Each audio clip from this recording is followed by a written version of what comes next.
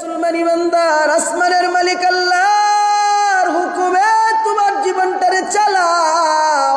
চালাইয়া দেখো তোমার জীবনের মধ্যে কেমন পরিবর্তন এসে যায়।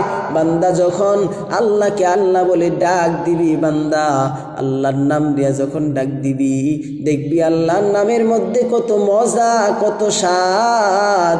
আল্লাহর খলিল ইব্রাহিম আলাইহিস সালাম আল্লাহর জন্য কত পাগল ছিলেন। আল্লাহকে ভালোবাসি, আল্লাহর প্রেমে পাগল হইছে, এজন্য নাম হইছে খলিলুল্লাহ। আল্লাহ খলিলুল্লাহ নাম তারে দিছে, খলিলুল্লাহ উপাধি দিয়ে দিছে। খলিলুল্লাহকে প্রশ্ন করার জন্য, খলিলুল্লাহকে পরীক্ষা করার জন্য ফেরেশতা আসছে মানুষের সুরতে। আইসা বকরি চড়াইতেছে, মাঠের কর্নারে দাঁড়াইয়া আল্লাহর নাম নিয়েছে। আল্লাহ